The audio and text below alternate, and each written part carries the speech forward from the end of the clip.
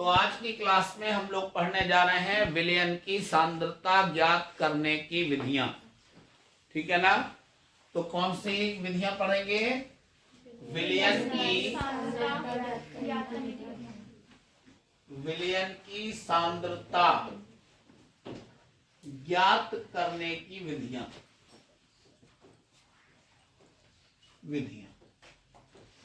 क्या आप जानते हैं बेटा कि विलयन की सांद्रता ज्ञात करने की जो विधियां हैं वो अनेक प्रकार की होती हैं। जैसे एक होती है द्रव्यमान प्रतिशतता। क्या होती है? द्रव्यमान प्रतिशतता। तो ये पहली विधि है द्रव्यमान प्रतिशतता। क्या आप जानते हैं कि द्रव्यमान प्रतिशतता का सूत्र क्या होता है?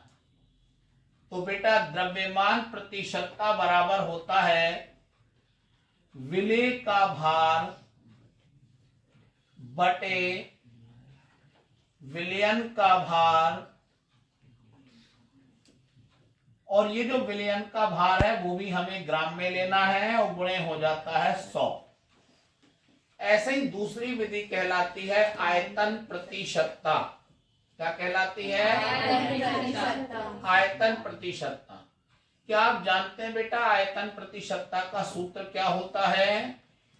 तो यह है आयतन प्रतिशतता बराबर विलेय का आयतन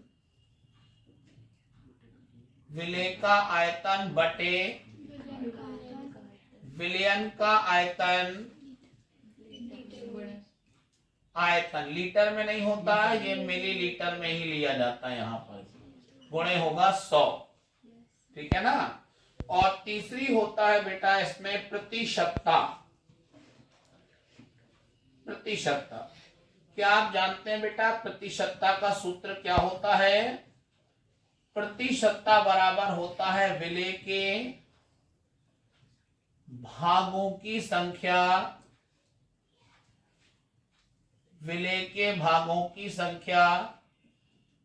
बटे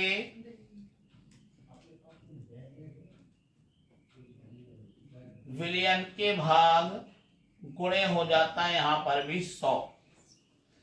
और बेटा अगला होता है, मैं आपको बता दूं, पीपीएम सांद्रता। क्या होता है? पीपीएम सांद्रता। क्या आप जानते हैं इसका पूरा नाम है पार्ट्स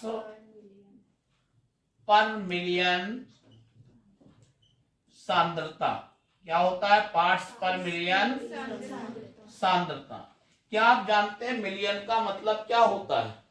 मिलियन का मतलब होता है 10 लाख। मिलियन का मतलब क्या होता है? 10 लाख। और 10 लाख को संख्या में आप लिख सकते हैं 10 की घात 6। क्या लिख देते हैं? तो इसका सूत्र बनता है पीपीएम सांद्रता बराबर विलेय के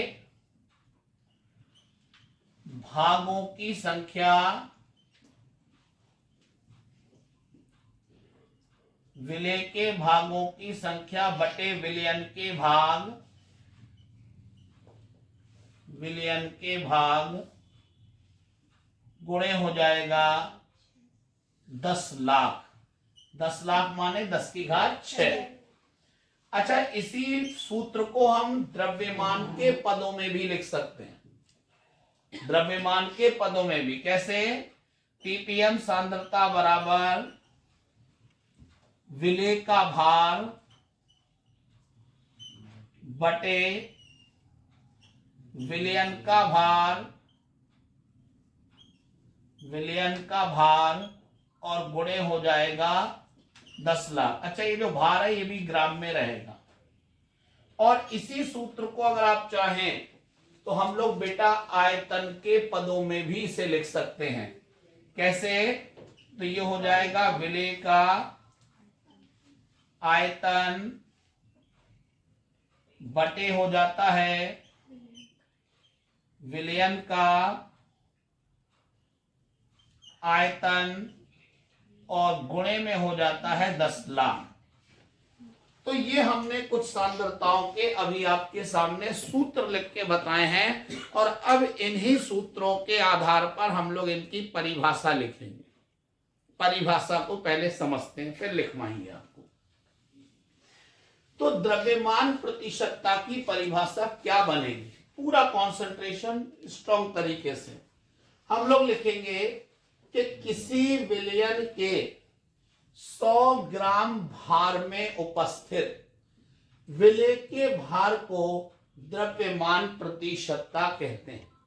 अरे भाई, किसी विलयन के 100 ग्राम भार में उपस्थित विलय के भार को द्रव्यमान प्रतिशतता कहते हैं।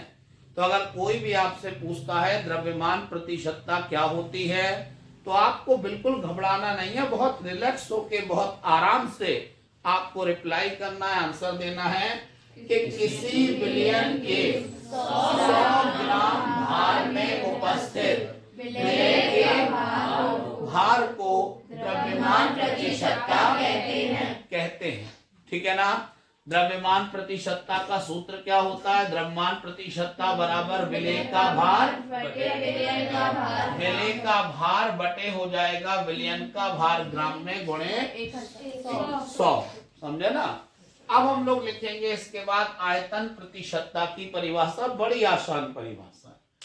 देखो ध्यान से, किसी विलयन के 100 मिलीलीटर आयतन में उपस्थित विलय के आयतन को आयतन प्रतिशतता कहते हैं। तो अगर कोई पूछे आपसे आयतन प्रतिशतता क्या है, सबको ध्यान से सुनना है, अभी पूरा कंसंट्रेशन पूरा माइंड आपको समझने में लगाना है कि किसी विलयन के 100 मिलीलीटर आयतन में उपस्थित विलय के आयतन को आयतन प्रतिशतता कहते हैं। क्या आप जानते हैं बेटा इसका सूत्र क्या है? आयतन प्रतिशतता बराबर विलय का आयतन बटे विलयन का आयतन मिलीलीटर में गुणे हो जाता है 100। ठीक है ना। तो अब हम आते हैं प्रतिशतता की परिभाषा पर। कोई भी बोलेगा नहीं, ध्यान से कंसंट्रेशन से उसे सुनेंगे और अपने माइंड में उसे सेट करेंगे हर एक वर्ड्स को।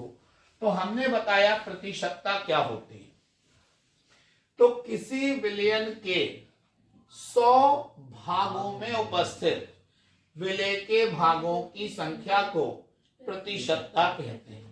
अरे भाई, किसी विलयन के 100 भागों में उपस्थित विलय के भागों की संख्या को प्रतिशतता कहते हैं। प्रतिशतता बराबर होता है विलय के भागों की संख्या बटे विलयन के भाग गुणे 100। तो कितनी आसान परिभाषा है।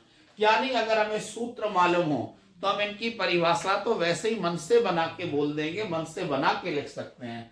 आइए हम अगली आते हैं सबसे इंपॉर्टेंट पर, पीपीएम सांद्रता। बेटा पीपीएम सांद्रता का हमें पूरा नाम मालूम होना बहुत जरूरी है। तो पीपीएम सांद्रता का पूरा नाम होता है पार्ट्स पर मिलियन सांद्रता। क्या होता है बेटा? पार्ट्स पर मिलियन सांद्रता। मिलियन माने कितना होता है? 10 मिलियन माने होता है 10 लाख। तो 10 लाख को हम क्या लिख देते हैं? इसीलिए आप देखो यहाँ सब जगह 10 की घात 6 लिखा जा रहा है। तो अगर कोई पूछे आपसे पीपीएम सांद्रता की परिभाषा क्या है, तो आप क्या आंसर देंगे? सभी लोगों को कॉन्सेंट्रेट करना है कि किसी विलयन के 10 लाख भागों में उपस्थित विलय के भागों की संख्या को पीपीएम सांद्रता कहते हैं। अरे भाई, किसी विलयन के 10 लाख भागों में उपस्थित विलय के भागों की संख्या को पीपीएम सांद्रता कहते हैं। ठीक है ना। क्या आप जानते हैं हम लोग चाहें तो पीपीएम सांद्रता की जो परिभाषा है उसे द्रव्यमान के पदों में भी बोल सकते हैं। और द्रव्यमान के पदों में इस परिभाषा को कैसे बोलेंगे, सबको सुनना है ध्यान से, कि किसी विलयन के 10 लाख ग्राम भार में उपस्थित विलय के भार को पीपीएम सांद्रता कहते हैं। किसी विलयन के 10 लाख ग्राम भार में उपस्थित विलय के भार को पीपीएम सांद्रता कहते हैं। समझ में आ गई ना। तो आपने देखा भार के पदों में परिभाषा बन जाएगी, किसी विलयन के 10 लाख ग्राम भार में उपस्थित विलय के भार को क्या बोलते हैं? अच्छा, अगर आप चाहें बेटा तो आप इसी परिभाषा को आयतन के पदों में भी लिख सकते हैं। और आयतन के पदों में परिभाषा कैसे आएगी कि किसी विलयन के 10 लाख मिलीलीटर आयतन में उपस्थित, किसी विलयन के 10 लाख मिलीलीटर आयतन में उपस्थित विलय के आयतन को, विलय के आयतन को क्या कहते हैं? पीपीएम सांद्रता। पीपीएम सांद्रता कहते हैं। तो आपने देखा पीपीएम सांद्रता की जो परिभाषा थी आपने 3 अलग अलग तरीकों से बोली है। पहले आपने भाग में बोली है, भाग के हिसाब से परिभाषा क्या बताई, एक बार फिर सुनेंगे कि किसी विलयन के 10 लाख भागों में उपस्थित विलय के भागों की संख्या को पीपीएम सांद्रता कहते हैं। याद करो, ग्राम में हमने परिभाषा क्या लिखी है कि किसी विलयन के 10 लाख ग्राम भार में उपस्थित विलय के भाग को पीपीएम सांद्रता कहते हैं। और याद करिए आयतन के पदों में परिभाषा क्या बताई? किसी विलयन के 10 लाख तो आपने देखा कि किसी विलयन के 10 लाख मिलीलीटर आयतन में उपस्थित विलय के आयतन को पीपीएम सांद्रता कहते हैं। मैं आपको यहाँ पर एक बहुत ही मजेदार बात बताना चाहता हूँ। आपको मैं एक मजेदार बात बताना चाहता हूँ कि जो पीपीएम सांद्रता होती है उसका उपयोग क्या होता है। तो बेटा जब विलयन में विलेय पदार्थ बहुत थोड़ी सी मात्रा में होता है तो उसकी सांद्रता का निर्धारण करने के लिए पीपीएम सांद्रता का प्रयोग किया जाता है। अगर विलयन में विलेय पदार्थ बहुत थोड़ी सी मात्रा में हो तो उसकी सांद्रता का पता लगाने के लिए किसका प्रयोग करते हैं? पीपीएम सांद्रता का प्रयोग करते हैं। आइए एक एग्जाम्पल से बताता हूं। आप लोगों ने हमसे कहा कि सर हमें पीने के लिए आप पानी ले आइए और मेरे घर में एक इस तरीके का जग है। अच्छा बताना मुझे किसके घर में ऐसा जग है? अच्छा नहीं है किसी के यहाँ? अच्छा ठीक है। इस तरीके का जग है कि किसी के यहाँ? अच्छा नहीं है किसी के यहाँ, ऐसा भी नहीं है। ऐसा जग है क्या किसी के यहाँ? अरे कोई भी हो, ऐसा जग है क्या किसी के यहाँ? अच्छा चलो। तो अगर पता चला आपने मुझसे मांगा पीने के लिए पानी के साथ पानी आप एक जग में दे दीजिए और मैंने आपको देखिए एक जग भर के पानी लाए और हमने उसमें लाते समय एक दाना चीनी का टपका दिया, डाल दिया। सीधी सी बात है, एक दाना चीनी का जब आप डालोगे तो वो पानी में घुल जाएगा। और हम आपसे कह रहे हैं आके कि बेटा हम आपके लिए शरबत ले आए हैं, पानी की जगह आप शरबत पीजिए। और जब आप उस पानी को पिएंगे तो आपको लगेगा कि सर ने झूठ बोला या मजाक किया, ये तो पानी में शरबत तो लग ही नहीं रहा है, तो पानी लग रहा है ना। लेकिन रियलिटी में देखा जाए तो क्या मैंने झूठ बोला आपसे? नहीं, मैंने एक दाना चीनी का वहां पर डाला। लेकिन चूंकि एक जग पानी की तुलना में एक दाना चीनी का इतनी छोटी चीज है, इतनी कम मात्रा है कि आपको समझ में आ गया होगा कोई फर्क नहीं पड़ेगा, पानी में टेस्ट नहीं आएगा। क्लियर? तो आपको कुल मिलाकर ध्यान रखना है। अब इस विलयन में अगर हमें विलेय की सांद्रता निकालना है, चीनी की सांद्रता पता करना है, तो फिर हम इनमें से कोई भी विधि का इस्तेमाल नहीं कर पाएंगे, हमें पीपीएम सांद्रता का इस्तेमाल करना पड़ेगा। ठीक है ना। यानी कि इतना पतला विलयन जिसमें एक जग पानी में एक दाना चीनी डली जा रही है, वहां पर अगर हमें सांद्रता का पता लगाना है कि इसमें चीनी डाली है कि नहीं डाली है, तो उसके लिए हमें कौन सी विधि का इस्तेमाल करना पड़ेगा? अरे ये तो एक मनगढ़ंत एग्जाम्पल जो था मैंने आपके सामने बता दिया। अब मैं आता हूँ रियल एग्जाम्पल पर। जैसे आपने देखा है कि हमारे वायुमंडल में प्रदूषण होता है, तो प्रदूषण कितना है इस बात का पता लगाने के लिए पीपीएम सांद्रता का ही प्रयोग किया जाता है। ठीक है ना। इसके अलावा मैं बता दूं पानी में कई बार खारापन होता है, तो उस खारेपन का पता लगाने के लिए भी बेटा पीपीएम सांद्रता का प्रयोग किया जाता।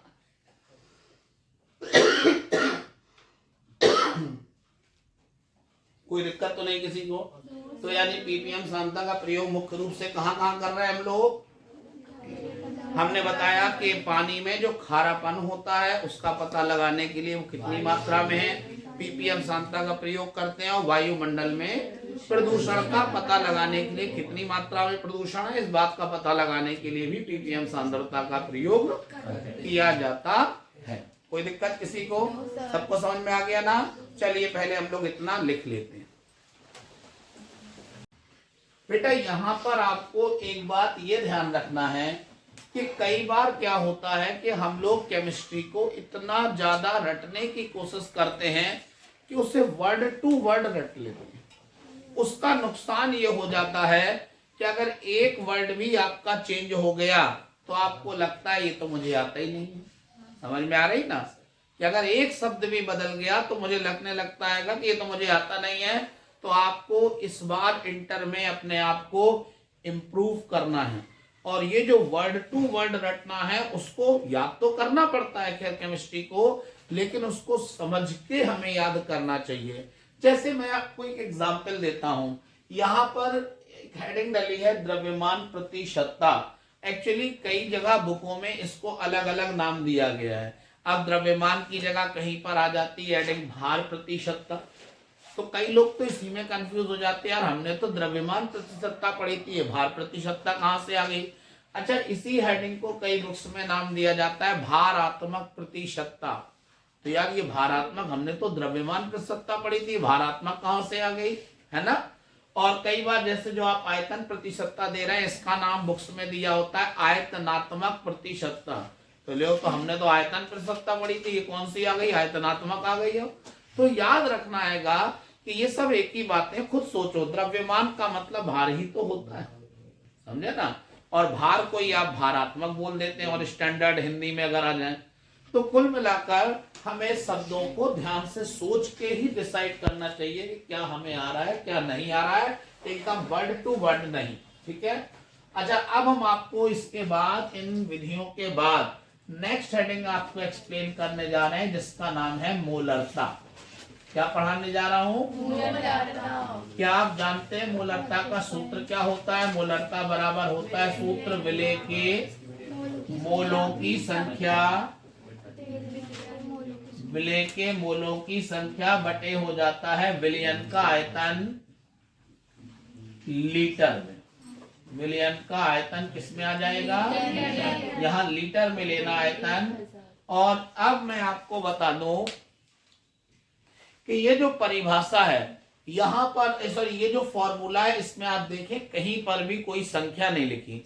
जैसे यहाँ पर 100 लिखा था, यहाँ पर आप देख सकते हैं 10 लाख लिखा था, लेकिन यहाँ पर कुछ भी नहीं है।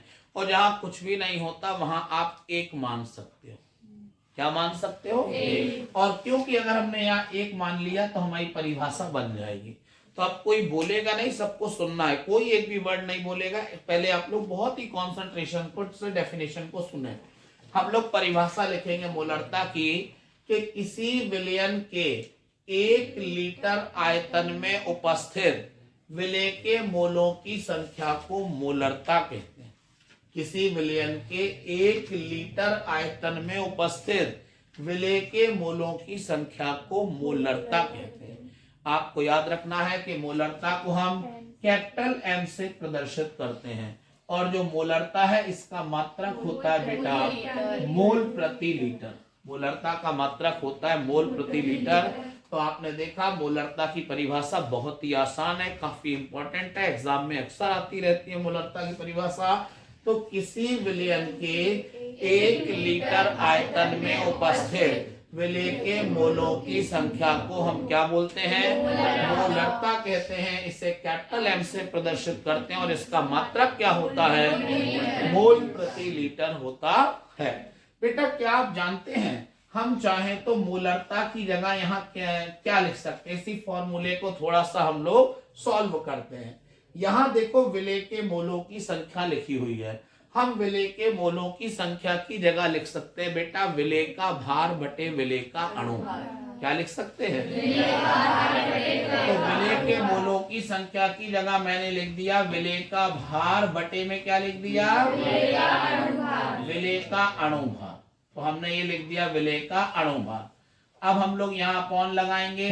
बेटा देखो यहाँ विलयन का आयतन लीटर में है ना, हम चाहे तो विलयन के आयतन को बेटा यहाँ मिलीलीटर में भी कर सकते हैं। तो हम लोग अगर इसे मिलीलीटर में लिखेंगे तब क्या हो जाएगा, विलयन का आयतन मिलीलीटर में। लेकिन अगर आप यहाँ मिलीलीटर करोगे तो याद करो मिलीलीटर को लीटर में बदलने के लिए 1000 से आपको भाग भी देना पड़ता है ना, तो यहाँ बटे में 1000 आ गया। अब हम मान लेते हैं, इसे सॉल्व करने के लिए मान ले रहे हैं क्या, माना कि विलेय का भार, इसका भार, माना कि विलेय का भार WB, हमने मान लिया कि विलेय का भार क्या है, विलेय का अणुभार MB है। अणुभार को क्या मान ले रहे हैं, MB। विलयन का आयतन, विलयन का आयतन V है। तो हमने मान लिया कि माना कि विलेय का जो भार है वो WB है, विलेय का जो अणुभार है वो MB है, विलयन का आयतन जो है वो V है। तो सूत्र क्या बनेगा कि मोलरता बराबर हो जाएगा, विलेय के भार की जगह हम लोग लिखेंगे WB। क्या लिख देंगे, बटे विलेय के अणुभार की जगह हम क्या लिख देंगे, MB लिख देंगे, है ना। और अपॉन में आ जाएगा विलयन के आयतन की जगह क्या लिखेंगे, V, बटे में क्या लिखेंगे 1000। तो आपको मालूम है इस सूत्र पलट जाएगा तो मोलरता बराबर आ जाएगा WB इंटू 1000 बटे MB इंटू V। और बेटा इस फॉर्मूले से हम लोग मोलरता के बहुत सारे अलग अलग टाइप के न्यूमेरिकल अगले कुछ दिनों बाद सॉल्व करेंगे, ठीक है ना। तो कुल मिलाकर ये मोलरता का सूत्र मिल गया। तो अगर कोई आपसे मोलरता के बारे में पूछेगा तो आपको शर्माना नहीं है, संकोच नहीं करना है, बहुत अच्छे से डेफिनेशन बोलना है कि किसी विलयन के 1 लीटर आयतन में उपस्थित विलेय के मोलों की संख्या को मोलरता कहते हैं। इसे कैपिटल M से, इसका मात्रक मोल प्रति लीटर होता है। मोलरता बराबर सूत्र क्या होता है, विलेय के मोलों की संख्या बटे विलयन का आयतन। और आपको मैंने बता ही दिया कि विलेय के मोलों की संख्या की जगह क्या लिख सकते हो, विलेय का भार बटे विलेय का अणुभार बटे विलयन का आयतन मिलीलीटर में बटे 1000। और आपको मालूम है माना कि विलेय का भार WB है, विलेय का अणुभार और विलयन का आयतन V है। तो हम विलेय के भार की जगह देखो WB लिख दे रहे हैं, विलेय के अणुभार की जगह MB, विलयन के आयतन की जगह V और बटे 1000। तो सूत्र बनेगा मोलरता बराबर WB into 1000 upon MB into V। कोई दिक्कत किसी को, समझ में आ गया ना मोलरता, कोई दिक्कत, गुड। चलिए तो हम लोग इसे आगे कंटिन्यू करते हैं।